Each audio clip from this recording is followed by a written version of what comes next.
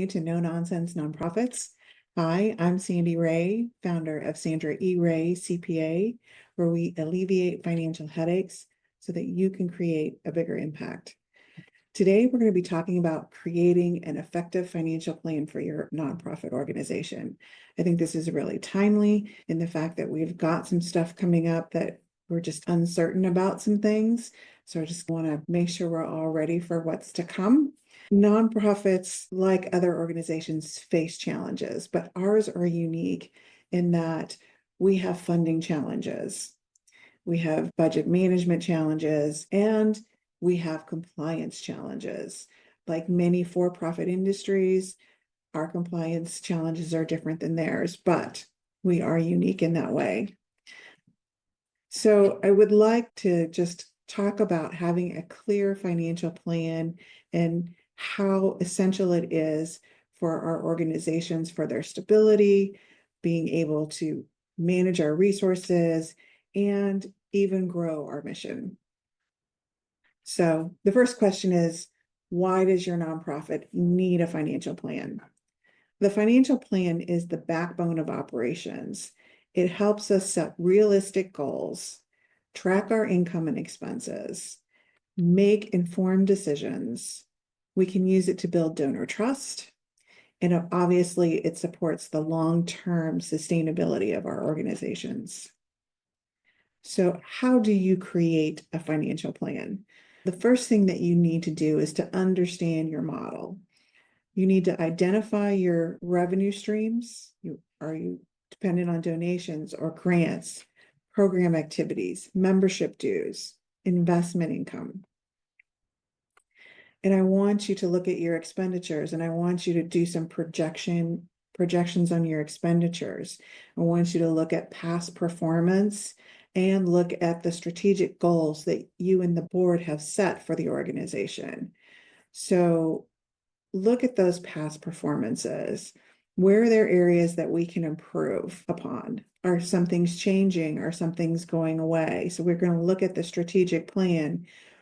What are the changes that we would like to implement to meet the goals of our strategic plan? What are the steps that are going to be necessary to implement that plan? And what is the cost of each of those steps? Because as you know, we're going to at least have to allocate staff resources or hire an independent contractor or invest in more computers or supplies or educational materials.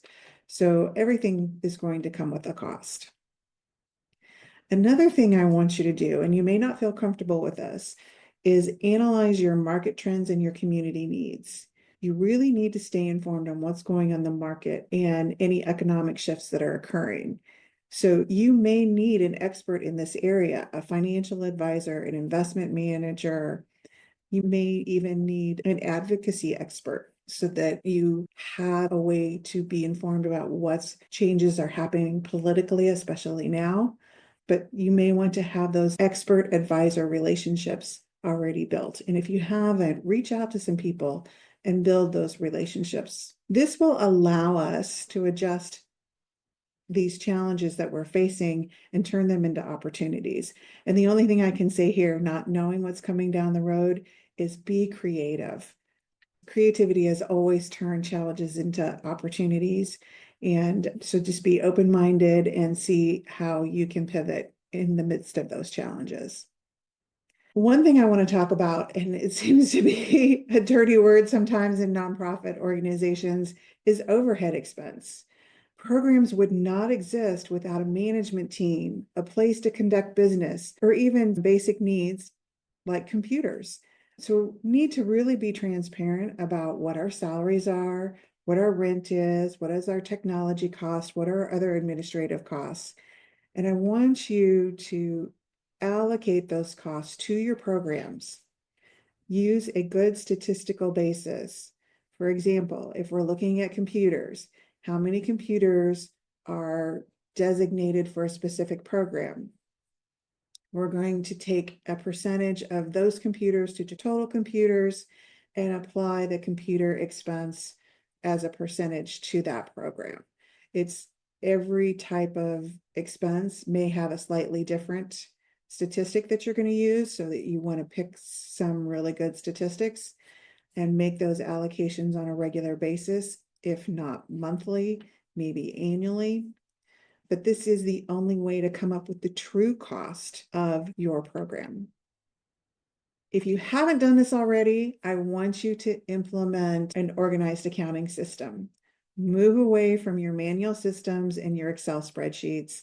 Get yourself one of the wonderful automated systems that are out there. I'm not going to name any names, but it really helps you with the speed and accuracy of your information.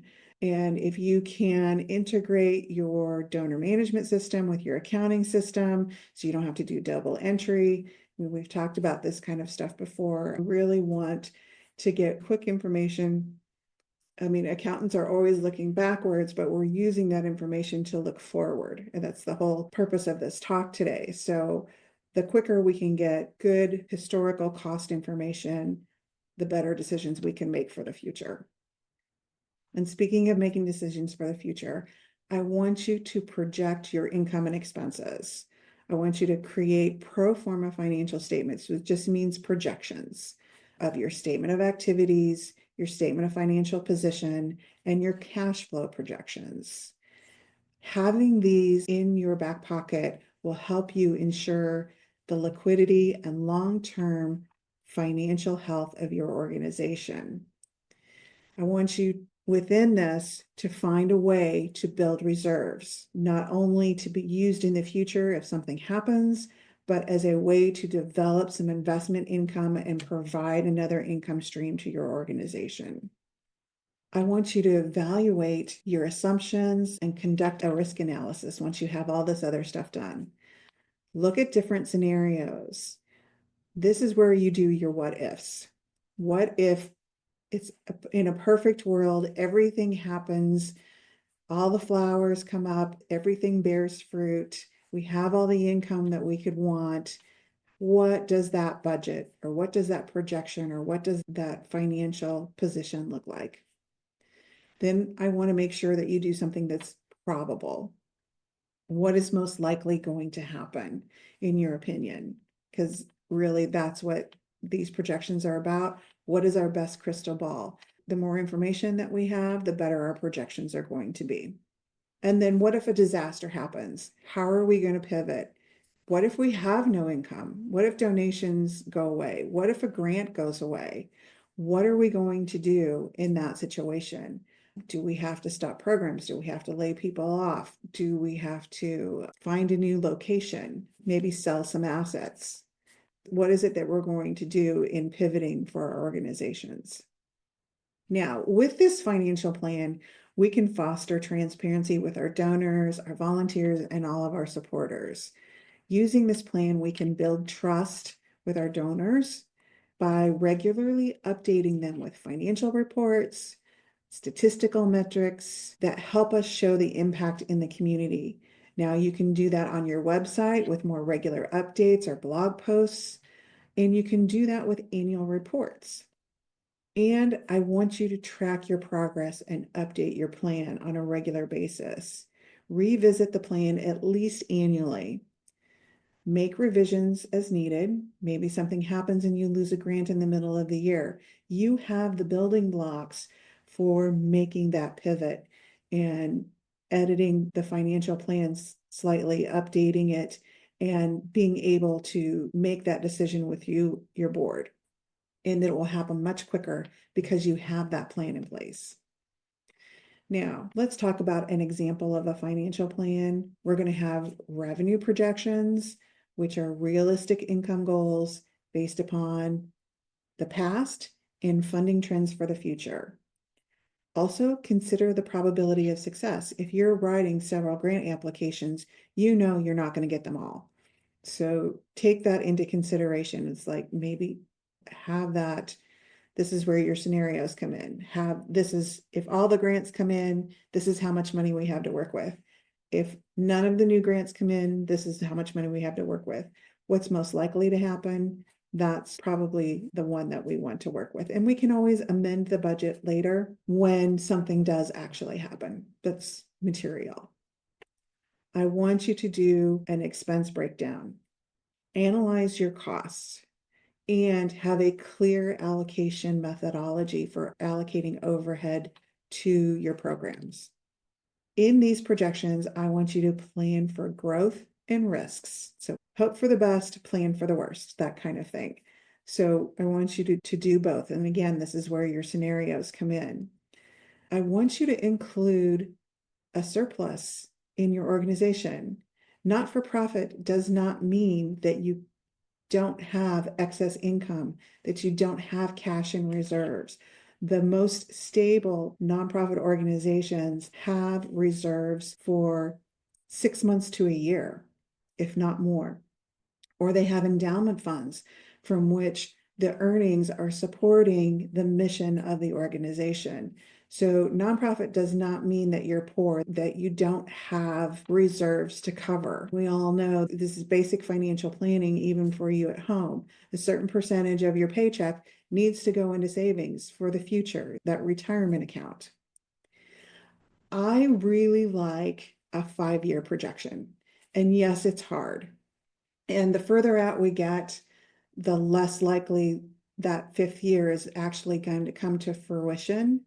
But if we keep rolling this out every year, drop off last year, add another 5-year, improve the 4 years in between with the information that we have today, we really will get to those strategic goals. And remember to look at our risk strategies. You might want to schedule a quarterly update and monitoring of our risk strategy for potential financial challenges. If you don't schedule it, it doesn't happen. If it's a short meeting and it's like, okay, nothing's changed since last quarter, that's great. This is our time to just get together and do some team bonding. But there are going to be some things that come up that we need to discuss and maybe some potential pivots that need to happen in those meetings. So I would love for you to look at accounting software as simplifying your budgeting, financial tracking, and improving your oversight and transparency. The technology can really help you to be more accurate, to be more transparent, and to get those to that financial data much quicker. So in conclusion, I just want to say a really strong financial plan helps your nonprofit to manage your resources, to align with your budgeting and strategic goals, and to ensure that your organization is successful, sustainable, and you have mission growth. So stay proactive, stay transparent, and keep updating those financial strategies for a long-term impact. I hope this was helpful, and I want to thank you for joining us today. If you have any questions on this or other topics you'd like us to cover, please put those in the comments section below. Of course, we always appreciate your likes. And remember, creating a bigger impact starts with stopping the nonsense.